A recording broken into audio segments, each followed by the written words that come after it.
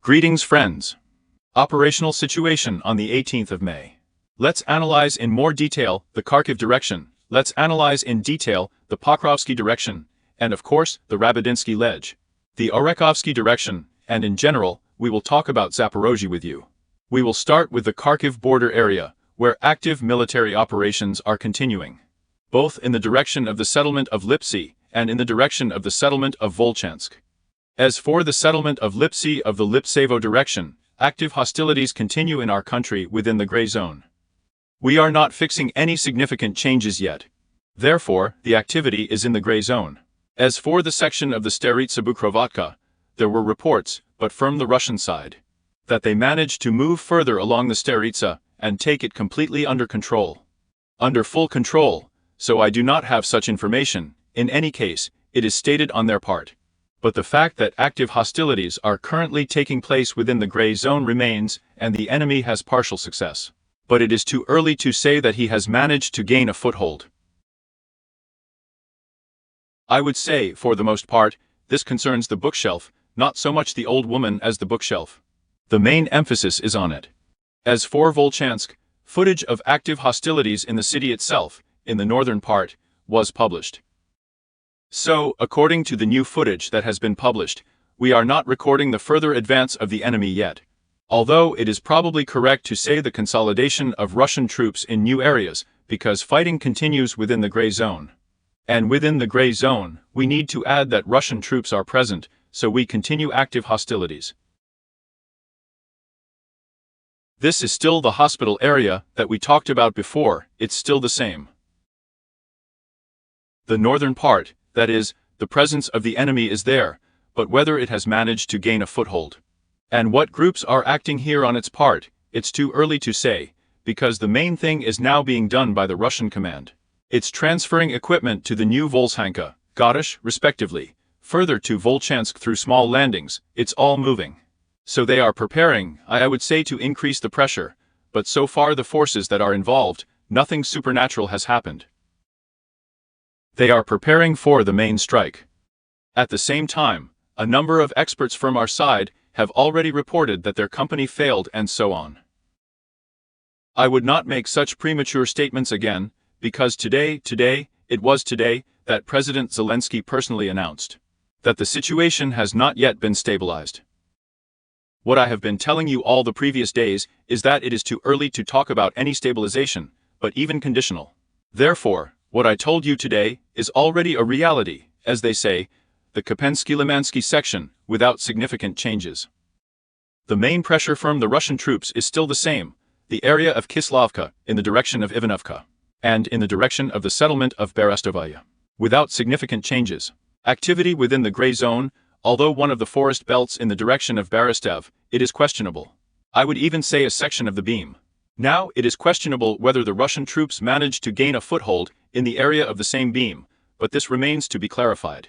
So we state the situation without significant changes. Now we are moving to the Yar direction without significant changes, and are moving to the Pokrovsky direction, where we have the first changes recorded. Umanskaya Yasnobrodovka. Fresh shots of fighters in the forest were published, where they attack and drone the positions of Russian troops in the eastern fur yard at the intersection, which is located east of the fur yard of Yasnobrodovsky. And accordingly, we added the advance of securing the enemy in a section up to 1 to 25 kilometers wide, to a depth of 500 meters.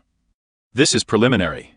Now there is a question for the support, which is located on the fur of the yard, in which Russian troops were present. Whether they managed to gain a foothold in it? This situation remains for further clarification. But that intersection and the reservoir, for which we spoke on previous broadcasts, it came under the control of the enemy. Therefore, further active hostilities are continuing.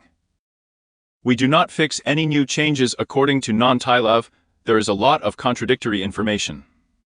So far, we state that the enemy continues to put pressure on the remaining Sausage Street, and, accordingly, the southern part of the settlement itself, not the remaining one. At the same time, as you can see, the emphasis is also made to the north, which we talked about. But before they focused on, let's say, the beam, from the non-tile to the beam. Now the vector is shifting again. A greater effort is being put from the beam to human, while there are further attacks on Uman itself, both to the east of it and to the south. Well, actually, in any case, we state that the enemy took the same road, Umanskaya, not Tylovo. Active hostilities continue. According to Novelsky, we are not recording any changes yet, but this does not mean that there are none. There is no information, we are waiting. Because they also asked me to comment, I don't have one yet. I'm more focused, on visually confirmed information, or messages from fighters. Well, in general, it will show everything, I think, in the near future. Urban battles continue in Krasnogorovka. The current situation, plus or minus, is the same as today in Volchansk, plus or minus. In other words, the enemy has a position, he has taken it, he really holds part of the city, we know that. But so far, he is pulling up additional forces, transferring it all initially to the Petrovsky district of Donetsk, then pulling it up to Krasnogorovka itself, but so far these forces are not enough for the assault that he is planning. Well, I would say a pause is also possible, taking into account the fact that there is a possibility on the Russian side that they will be able to take Nevelskaya and, accordingly, go further, as they planned, to the supply road leading Krasnogorovka. And accordingly, cutting logistics, to launch a large-scale offensive, but with much smaller forces, due to the fact that the situation will be much more difficult. But time will tell, so to speak. This is the worst-case scenario, we say. We turn to the Zaporozhye section of the front. Walk the Polish direction, the settlement of Marfapol. Gulye Polsky dachas are located to the north of the settlement. On the part of the AFU, footage was published where they are firing at Russian positions from a drone, the so-called Baba Yaga drone, on which a machine gun was fixed. But in any case, we are adding a gray zone for now, where the enemy was present. In other words, it would seem that he is active in a section where he needs very serious forces in the field, but still, he is active in this segment.